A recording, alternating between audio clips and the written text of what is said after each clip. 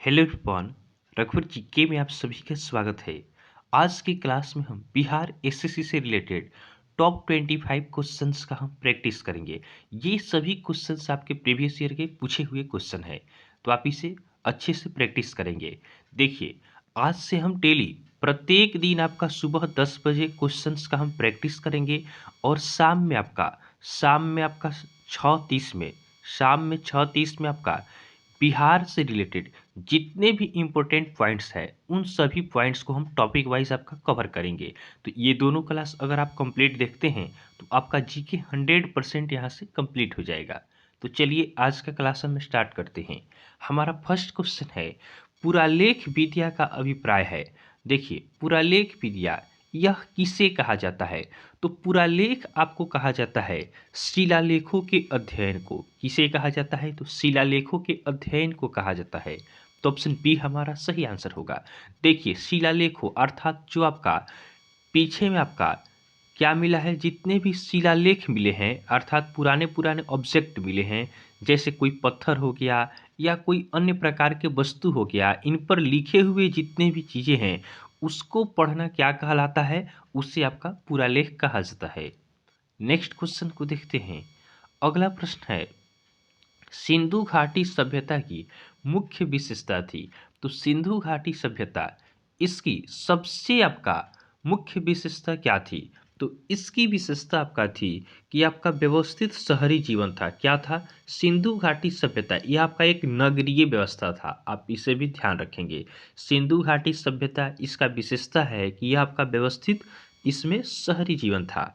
और आप ध्यान रखेंगे कि सिंधु घाटी सभ्यता को आपका हड़प्पा सभ्यता के नाम से भी जाना जाता है। सिंधु घाटी सभ्यता को आपका हड़प्पा सभ्यता के नाम से भी जाना जाता है। और सिंधु घाटी सभ्यता यह आपका किस प्रकार की सभ्यता है? तो यह आपका कांस्य युगीन सभ्यता है। आप इसे भी ध्यान रखेंगे। नेक्स्ट क्वेश्चन को देखते हैं। अगला प्रश्न है, देवी माता की पूजा संबंधित थी। तो देवी माता की पूजा यह किससे संबंधित थी? तो यह आपका सिंधु घाटी सभ्यता से संबंधित थी। तो ऑप्शन सी हमारा सही आंसर होगा।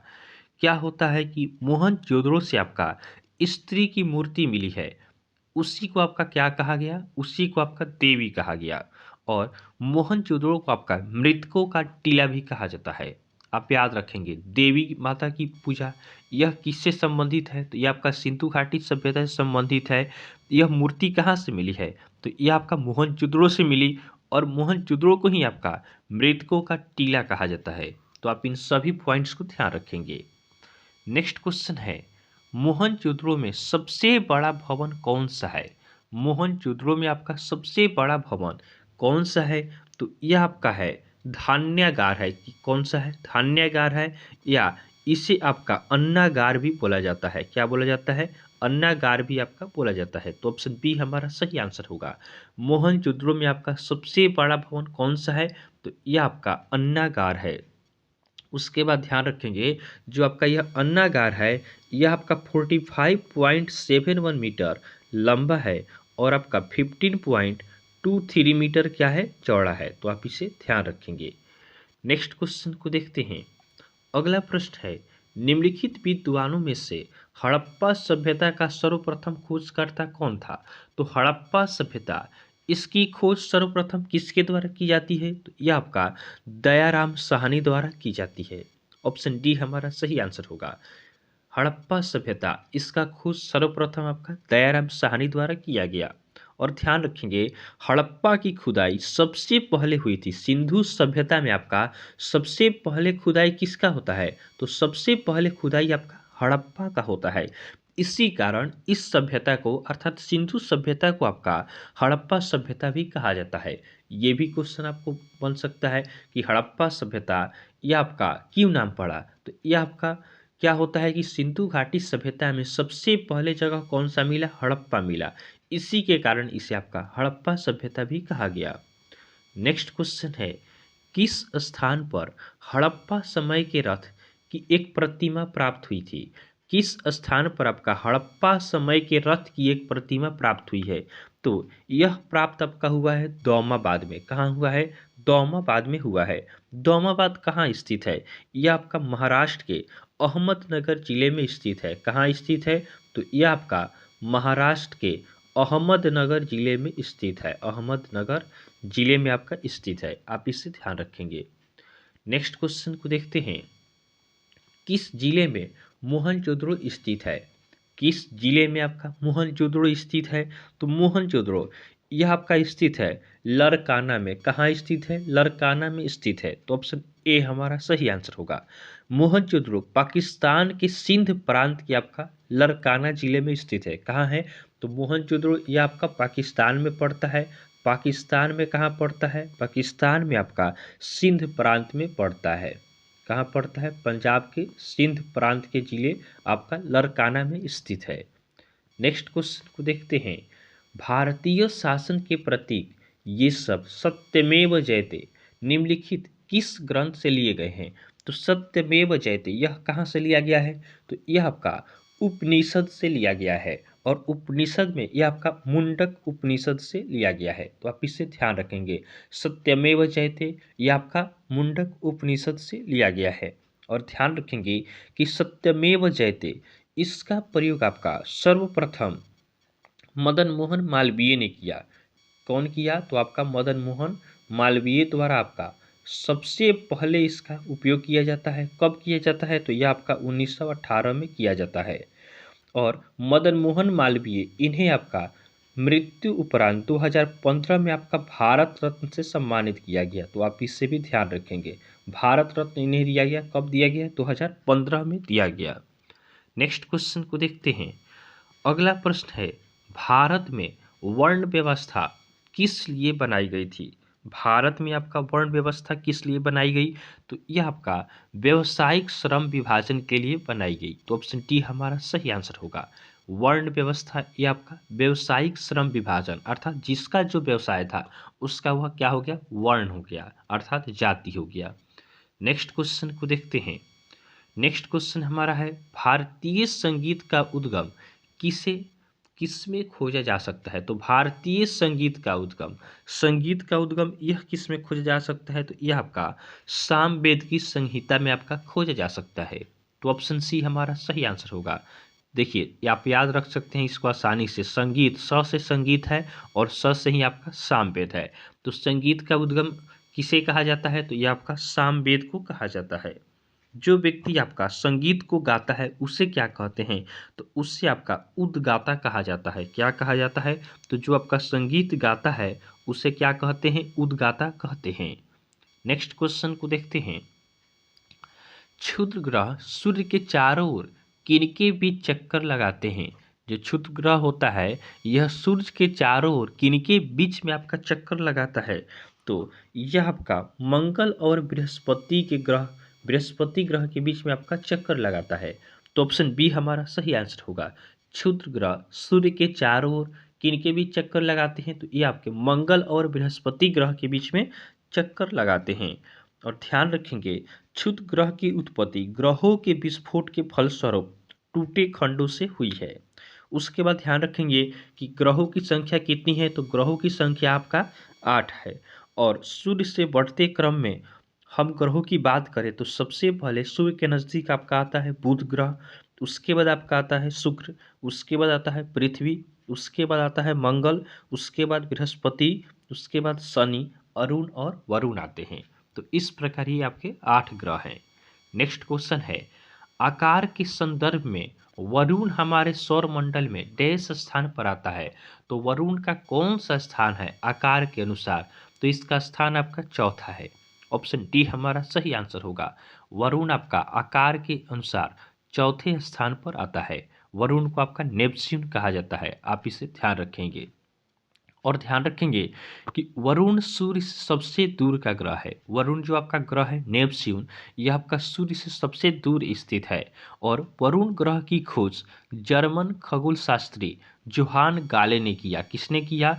तो आपका नेपच्यून की खोज यह आपका जोहान गाले द्वारा किया गया। यह कौन था? तो यह आपका जर्मन खगोलविद था। और ध्यान रखेंगे, वरुण हल्का पीला दिखाई देता है। जो वरुण ग्रह है या इसका रंग कैसा है? तो हल्का पीला रंग का है। नेक्स्ट क्वेश्चन है, सूर्य की बाह्यतम परत को क्या कहते हैं? सूर्य का जो आपका बाहरी परत होता है इसे क्या कहा जाता है? तो इसे आपका किरीट या कोरोना कहा जाता है। किरीट या आपका कोरोना कहा जाता है। सूर्य के बाहरी परत को क्या कहते हैं? तो इसे किरीट कहते हैं या कोरोना कहते हैं। कोरोना को केवल आपका सूर्य ग्रहण के समय देखा जा सकता है। इसे कब देखा जाता है? तो यह आपका सूर्य ग्रहण के समय में आपका दिखाई देता है। और ध्यान रखेंगे सूर्य आपका क्या है? एक तारा है। आप इससे भी ध्यान रखेंगे कि सूर्य क्या है? यह ग्रह नहीं है, यह आपका एक तारा है। उसके बाद सूर्य नाभिकीय संलयन द्वारा प्रकाश को उत्सर्जित करता है। सूर्य का प्रकाश किस प्रकार उत्सर्जित होता है? तो यह आपका नाभिकीय संलयन द्वारा प्रकाश उत्सर्जित होता है। नेक्स्ट क्वेश्चन है, बृहस्पति का द्रव्यमान है लगभग, तो बृहस्पति का द्रव्यमान कितना है? तो बृहस्पति का द्रव्यमान आपका सूर्य के द्रव्यमान का 1000वां भाग है। कौन सा भाग है? तो बृहस्पति का द्रव्यमान यह आपका सूर्य के द्रव्यमान का 1000वां भाग है। तो ऑप्शन बी हमारा सही आंसर होगा। और ध्यान रखेंगे सौर मंडल का सबसे बड़ा ग्रह कौन सा है? बृहस्पति है। बृहस्पति क्या है? यह सौर मंडल का सबसे आपका बड़ा ग्रह है। आप इससे ध्यान रखेंगे। और बृहस्पति के कितने उपग्रह हैं? तो इसके आपका 95 उपग्रह हैं।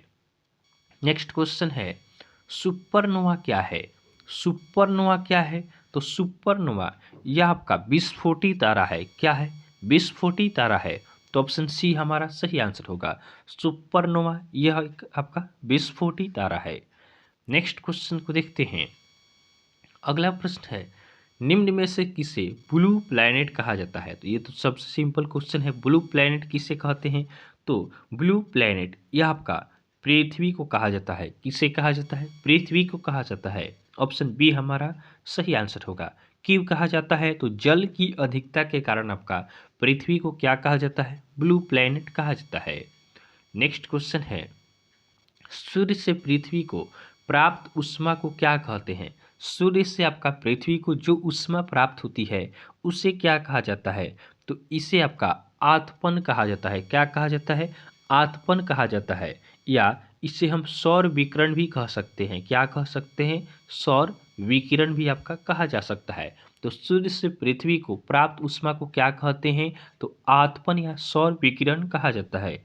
और ध्यान रखेंगे सूर्य प्रकाश को पृथ्वी तक आने में आपका लगभग कितना समय लगता है? तो यह आपका 8 मिनट 20 सेकेंड का आपका समय लगता है। तो आप इसे भी ध्यान रखेंगे। नेक्स्ट क्वेश्चन को देखते हैं। अगला प्रश्न है, निम्न में से कौन से ग्रहों के चारों ओर घूमने वाले उपग्रह नहीं है? तो किस ग्रहों के आपके उपग्रह नहीं है? तो आपका बुध तथा शुक्र इनके आपके उपग्रह नहीं है। तो ऑप्शन बी हमारा सही आंसर होगा। बुध और शुक्र इन ग्रहों के आपके उपग्रह नहीं है। और ध्यान रखेंगे बुध जो आपका ग्रह है यह आपका सबसे छोटा ग्रह है। बुध जो आपका ग्रह है यह आपका सबसे क्या है? सबसे आपका छोटा ग्रह है। यह सूर्य की परिक्रमा सबसे कम दिनों में कितने दिनों में करता है? तो यह आपका मात्र 82 दिनों में आपका सूर्य का परिक्रमा पूरा कर लेता है। और वही बात हम शुक्र की करें तो शुक्र आपका सबसे चमकीला है। शुक्र क्या है? तो शुक्र आपका सबसे क्या है? चमकीला है। सबसे चमकीला ग्रह पूछे तो यह आपका क्या है? शुक्र है। और सबसे गर्म भी ग्रह है।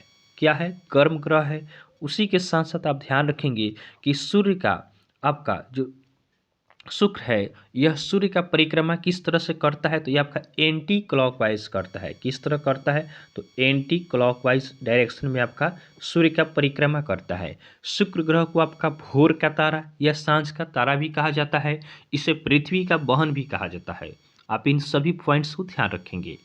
नेक्स्ट क्वेश्चन है, निम्नलिखित में से किसके भीतर बृहस्पति का गैलीलियन उपग्रह नहीं है? तो निम्नलिखित में से किसके भीतर आपका बृहस्पति का गैलीलियन उपग्रह नहीं है? तो यह आपका डिमोस है। क्या है? डिमोस है। ऑप्शन डी हमारा सही आंसर होगा। जो आपका डिमोस है यह मंगल ग्रह का उपग्रह है। किसका उपग्रह है? यह आपका मंगल का है, बृहस्पति का नहीं है। इसलिए हमारा क्वेश्चन पूछा गया था कि निम्नलिखित में से किसके भीतर बृहस्पति का गैलीलियन उपग्रह नहीं है? तो यह आपका डिमोस के अंदर हो जाएगा। नेक्स्ट क्वेश्चन को देखते हैं। सूर्य ग्रहण उस समय होता है जब, तो सूर्य ग्रहण कब होता है? तो बात करें हम सूर्य ग्रहण की तो यह आपका सूर्य और पृथ्वी के बीच जब चंद्रमा आ जाते हैं तो क्या होता है? सूर्य ग्रहण होता है। तो ऑप्शन बी हमारा सही आंसर होगा। सूर्य और पृथ्वी के बीच जब चंद्रमा आ जाता है तो क्या होता है? सूर्य ग्रहण होता है। सूर्य ग्रहण कब होता है? तो सूर्य ग्रहण आपका हमेशा अमावस्या को होता है, आप इसे ध्यान रखेंगे। बच्चे क्या करेंगे, क्या करते हैं कि सूर्य ग्रहण है तो सूर्य क्या होगा, बहुत ज़्यादा क्या करेंगे, पूर्णिमा को मार देंगे कि आंसर मार देंगे। क्यों? क्योंकि सूर्य ग्रहण समझेंगे कि सूर्य चमकीला होता है तो क्या होगा, पूर्णिमा को पूरा दिखाई देगा। तो ऐसा नहीं, यह आपका चांद में होगा। तो सूर्य ग्रहण आपका हमेशा कब होगा? अमावस्या को होगा। चंद्र ग्रहण आपका पूर्णिमा को होता है। तो आप इसे ध्यान रखेंगे। नेक्स्ट क्वेश्चन है, जब चंद्रमा पूरी तरह से सूर्य को ढक लेता है तो उसे क्या कहते हैं? जब चंद्रमा आपका पूरी तरह से सूर्य को ढक लेता है तो इसे क्या कहा जाता है? तो इसे हम प्रच्छाया कहते हैं। क्या कहते हैं? प्रच्छाया कहा जाता है। जब चंद्रमा पूरी तरह से सूर्य को ढक लेता है तो इसे क्या कहा जाता है? प्रच्छाया कहा जाता है। नेक्स्ट क्वेश्चन है, ग्रहण के दौरान पड़ने वाली छाया का सबसे काला भाग है। तो ग्रहण के दौरान पड़ने वाली छाया का सबसे काला भाग, ये भी आपका कौन सा है? प्रच्छाया है। तो ऑप्शन बी हमारा सही आंसर होगा। नेक्स्ट क्वेश्चन को देखते हैं। अगला प्रश्न हमारा है, सूर्य आतप का पृथ्वी पर असमान वितरण मुख्यतः किसके कारण होता है? सूर्य का जो प्रकाश होता है इसका पृथ्वी पर असमान वितरण, यह किसके कारण होता है? तो यह आपका होता है, पृथ्वी का आकार आपका गोला है, इसी कारण से होता है। किस कारण से होता है? तो पृथ्वी की गोलाकार आकृति के कारण होता है। देखिए, पृथ्वी तो आपका गोल है, तो सन जैसे यहाँ पे हो गया, तो सूर्य का प्रकाश जिस तरफ पड़ेगा उधर क्या होगा, आपका दिन होगा। जिधर नहीं पड़ेगा उधर क्या होगा, इधर आपका रात होगा। तो सूर्य का वितरण आपका पृथ्वी पर किस तरह से होता है? तो सूर्य के प्रकाश का वितरण आपका पृथ्वी के गोलीय भाग के कारण आपका इस तरह से होता है कि जिधर आपका सूर्य का प्रकाश पड़ेगा उधर क्या होगा, दिन होगा। जिधर प्रकाश नहीं पड़ेगा उधर क्या हो जाता है, उधर आपका रात हो जाता है। नेक्स्ट क्वेश्चन को देखते हैं, किस दिन पृथ्वी सूर्य के सबसे निकट होता है? किस दिन आपका पृथ्वी सूर्य के सबसे निकट होता है?